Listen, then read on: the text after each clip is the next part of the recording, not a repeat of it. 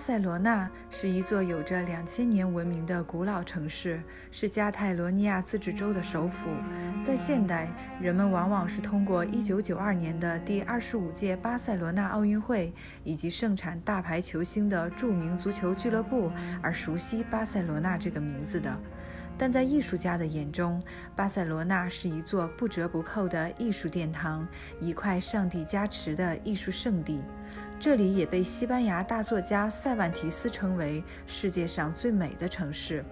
而这一切完全取决于一位建筑师的天才创造。这位建筑师就是西班牙人的骄傲，20世纪现代主义建筑之父安东尼奥·高迪。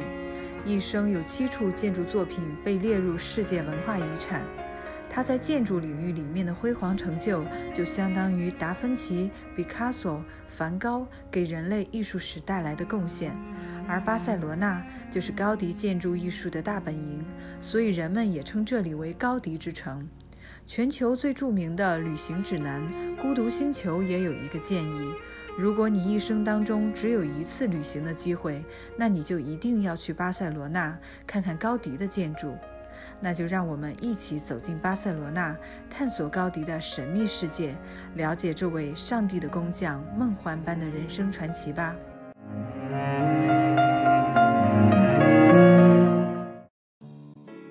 记得小时候特别喜欢玩玩花筒，从一个看起来黝黑的小孔洞里，能窥见一片跟周围剥离开的五彩缤纷的世界。而高迪的艺术世界就如同这万花筒般绚烂多彩又不停地变换。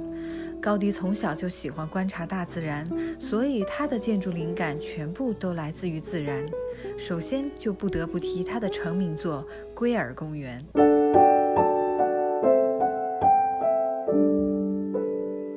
1878年，高迪认识了他最重要的赞助者——西班牙实业家欧塞比·圭尔。圭尔精于高迪的天才，从此委托高迪设计殿堂、宅邸等，使高迪能不必后顾财力之忧，充分自由地表现自我，发挥才华。后来，圭尔先生买下了一块依山面海的土地，委托高迪在此建造一座供富人家庭居住的花园式社区，这就是后来的圭尔公园。它是高迪设计的一个世外桃源，以独具一格的环境艺术被联合国教科文组织认定为世界文化遗产。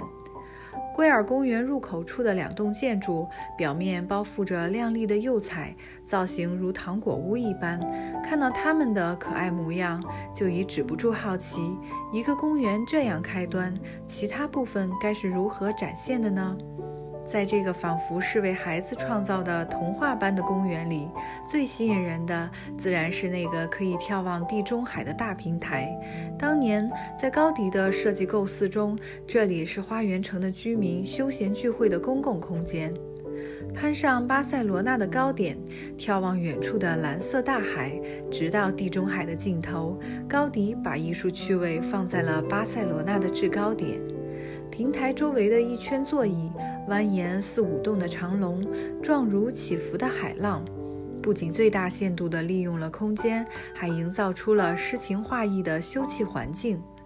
座椅用彩色碎瓷砖拼贴，创造出迷人的色彩效果。瓷砖碎片、玻璃碎片和粗糙的石块，最便宜的建材却创造出了最华丽的姿态，这应该是高迪的趣味实验之一吧。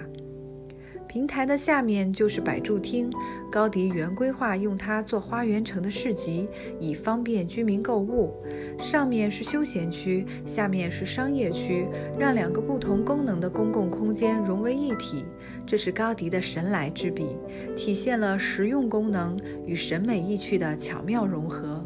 凹凸如云波水蓝的天花顶全部采用马赛克图案装饰，仿佛抬头就能望见各种星体。公园的入口处有2座奇异的立体喷泉，一个是代表加泰罗尼亚的守护神变色龙，另一个是加泰罗尼亚的徽章巨型蜥蜴。2者表面均采用马赛克瓷片拼成，色泽艳丽，造型生动。除作为公园的主题象征和镇园之宝外，它们还兼具重要的排水功能。每当大雨滂沱时，蜥蜴和变色龙的嘴中就会喷涌出从百柱厅下泄的水流，显得尤其生动可爱。围绕中心广场，沿着高低错落的地形，高迪设计了别具一格的立体走廊体系。这些走廊筑于山林之间，曲曲折折，时断时续，晴日可为行人遮阳，雨天可供行人避雨。走廊的支柱造型皆取自大自然的动植物，有的形似象腿，有的宛如棕榈，就像树干般从地里生长出来的一样。材料全部采用当地的石材垒成，虽由人工建造，但宛若天成，很有侏罗纪恐龙时代的颗粒粗犷感。有人曾说，即便高迪一生只设计了圭尔公园这一个作品，也足以让他名垂青史，因为时间已经证明，圭尔公园是高迪创造的环境艺术奇观，一个不老的童话，一个永远的乌托邦。看到这里，你有没有在遐想，如果请高迪来为自己设计一个家，那该是什么样子的呢？那么接下来的2栋建筑一定会超出你对家的想象。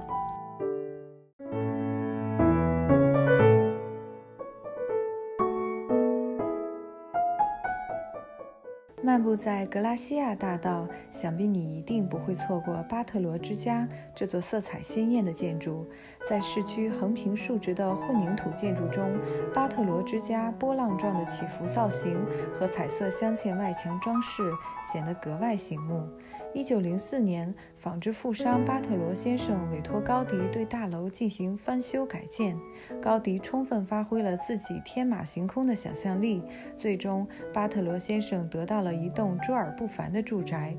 这座住宅的设计灵感来自高迪故乡加泰罗尼亚地区圣乔治图隆救公主的传说。墙体正面看似覆盖了一张紧绷的皮，加上屋顶的波浪造型以及渐变色的瓦片，简直像极了一只巨大的变色龙。建筑结构高迪也都以动物骨骼的形态去呈现，想象中会阴冷的形式在高迪的设计里反而处处透露着浪漫。而建筑内部的设计主题则是海洋世界。进入1楼的前厅，高迪将之想象为水底洞穴，采光的天窗如同龟壳，连楼梯都充满惊喜。名贵木材制成的楼梯扶手像恶龙的脊椎。走向扶梯，进入一个金色的房间，这个房间曾是巴特罗先生的办公室。鱼鳞一样的墙壁搭配上海螺般的彩色圈圈玻璃，左侧墙上凹陷进去的蘑菇状小房间是一个奇特的壁炉室。看到这儿，你想不想在蘑菇形的壁炉旁边烤着火，喝着红酒，与朋友聚会呢？里面大厅的天花板模拟大海的漩涡状向周围抛出，漩涡中心是海葵样的顶灯。房门和窗户上的彩色玻璃就好像大海当中的贝壳，透过窗户就可以看到格拉西亚大街。光线对于建筑而言至关重要，为了制造温和的光差，高迪采用了15000块5种不同色调的蓝色瓷砖来装饰天井的墙面。越靠近建筑的顶层，瓷砖的颜色越深。借助这一设计，高迪成功地平衡了天井中色彩和光线的分布。抬头望去，仿佛正从波光粼粼的海面逐渐下沉，潜入海底深渊。栏杆装饰的是高迪设计的水纹玻璃，透过玻璃，所见一切都如浸润在海水之中，荡漾着朦胧的美意，又像是咕噜咕噜冒泡的海底世界。天井周围的鱼鳃式通风设计，通过中庭打开就有风通过，像个天然的空调。巴特罗之家楼顶的这个开放空间，朝着巴塞罗那的天空敞开怀抱。高迪在这里酣畅淋漓地释放了自己的想象力，为我们诉说了英雄斗恶龙的故事。蓝绿色陶瓷装饰的烟囱是英雄，瓦顶的设计与排列是巨龙多鳞的龙身。只要稍微发挥一下想象力，一条盘绕在屋顶的飞龙就会跃然眼前。屋顶上高耸的十字形塔是插入龙身中的那把圣剑。高迪把所有的色彩都给了巴特罗之家，它像一个放纵想象的顽童，无论是空间形态还是光影色彩，从整体到细节都做得情趣盎然，处处给人惊喜。巴特罗之家的内部设计也秉承了高迪一贯的作风，没有直线和棱角，全是柔和的波浪形曲线。说到曲线这种设计理念，在另一栋由高迪设计的私人住宅上面体现得更加淋漓尽致，那就是隔街相望的米拉之家。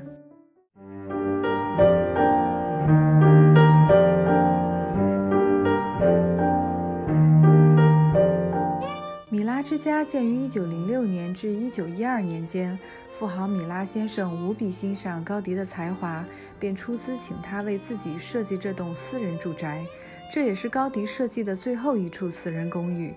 米沙色的外观、波浪形的墙体、宽大明净的窗户，还有高低错落的屋顶，都让这座不动的建筑产生了如海面波动流淌的感觉。整个建筑中无一处直角，因为高迪坚定地认为直线属于人类，而曲线属于上帝，这是他按照上帝的意志献给人间的最后的一份礼物。进入米拉之家后，有一个通向天空的圆形庭院，在这样的结构之下，建筑和天空十分和谐。此外，这样的设计也使阳光透过窗户渗透到了所有的房间，因为高迪总是强调要将自然融入生活。米拉之家是一栋家庭住宅，具有自宅家居和分租公寓的双重用途。当时1楼是出租的店铺，2楼叫主楼，米拉夫妇用来居住，3、4、5、6楼是出租的住宅。这里还原了20世纪初期西班牙中上阶层的家庭生活方式。从客厅、卧室到厨房、卫生间，这种风格与传统欧式审美比起来，算是十分简约的。但是这种简约与北欧式的简约又不一样，你能明显地感受到温暖蓬勃的生命力藏在每一个花纹、每一个细节里。米拉之家的阁楼现在用于展示高迪的作品，它是整栋建筑物中最具代表高迪建筑特色的地方。当初这里被设计为洗衣房和晾晒衣服的地方。在这个空间里，由273道红砖砌成的链状拱门一体成型，就像鲸鱼巨大的骨架。置身其中，犹如在巨大鲸鱼的腹中，感受到海水不停地拍打着鲸鱼身体所带来的深深的震撼。行走在这个空间，用最简单的红砖砌成的链状拱门，在光线的作用下，显现出不一样的光影效果。天才的作品不需要奢华的物质来堆砌，最简单的红砖也可以营造出超乎想象的梦幻般的情景。米拉之家的天台也许是巴塞罗那出镜率最高的地方，也是大部分游客待得最久的地方。这一排排的烟囱，像武士，像沙丘，还是像巢穴，也许根本就没有人能猜得到高迪的脑袋里究竟装的是什么。在米拉之家，不只是这些烟囱的造型独树一帜，地势起伏也比高迪以往的作品更加狂野奔放。这种极其精致的、冲破想象的塑造，让整个天台活跃了起来。这样的画风在今天看来都像是属于未来。可以想象1910年当时的人们面对如此前卫的设计是怎样一种心情呢？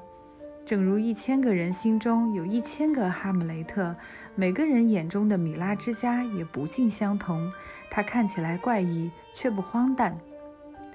站在米拉之家的天台眺望远方，很容易就可以发现一座高高尖尖的像石笋一样的建筑，那就是巴塞罗那的象征，建筑爱好者的朝圣地。高迪倾注了毕生心血和爱的巅峰之作——圣家族大教堂。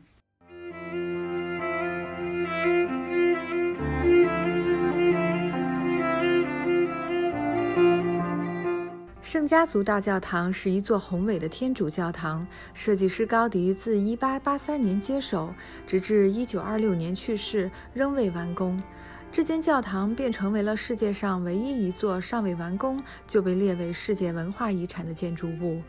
高迪认为圣家族大教堂必须要按照圣经的描述来昭示基督的世界，以使世人信服耶稣的存在，所以教堂包括东西南侧3个立面，分别以隐喻的手法象征了耶稣一生的3个阶段：诞生、受难与复活。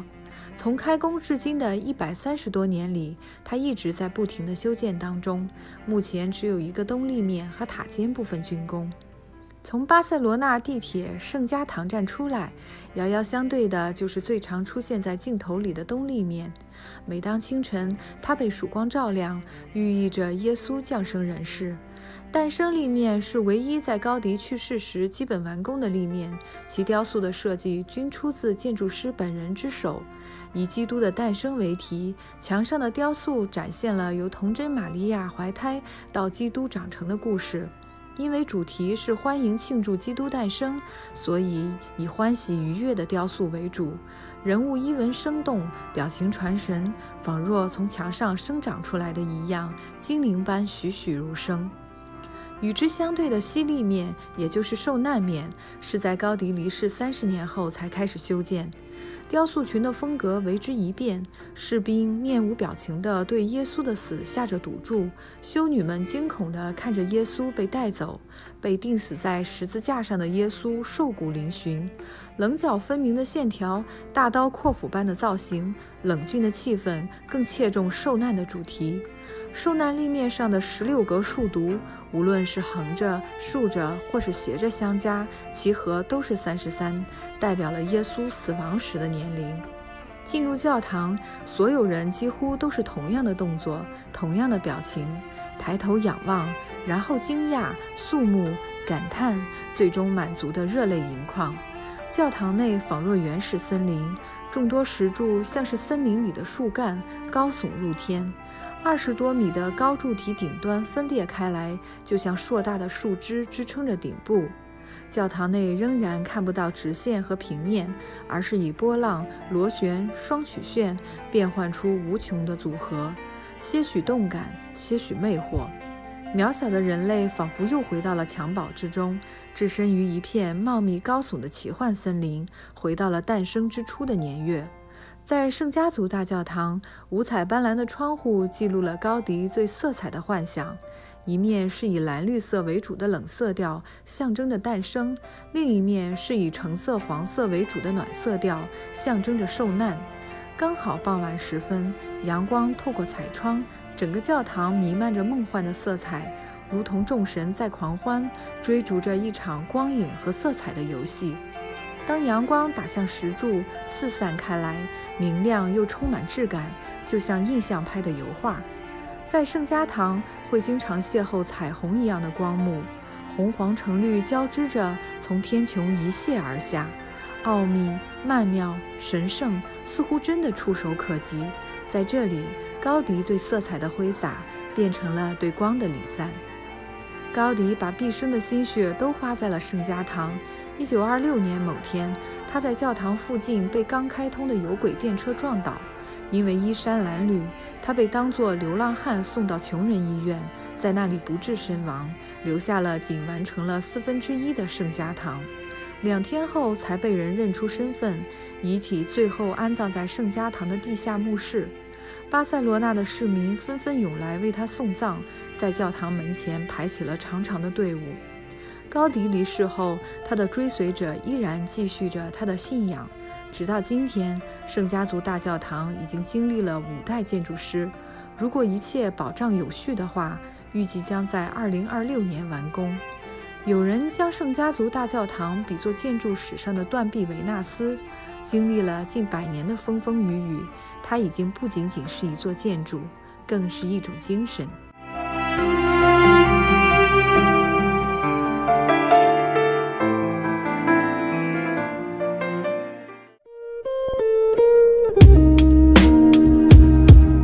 高迪曾说，艺术必须出自于大自然，因为大自然已经为人们创造出最独特美丽的造型。这个天才与疯子之间的建筑师，淋漓尽致地表现着巴塞罗那独特的气质。74年的生命，成就7大世界文化遗产。高迪做的是艺术，浪漫狂野又不失细腻。初见高迪的建筑，你会惊讶，原来建筑还可以这样做。那惊艳世人的柔和波浪之美，让我看到了太多不可能的可能。这样的建筑，只一眼你就无法再忘记它，以至于它总会回到你的梦里，与你再次约会。高迪的脱离世俗，留下了一个时代的定格，无法模仿，无法超越，也无法传承。我想，当你领悟了高迪，你就读懂了巴塞罗那；当你读懂了巴塞罗那，也许你就读懂了高迪。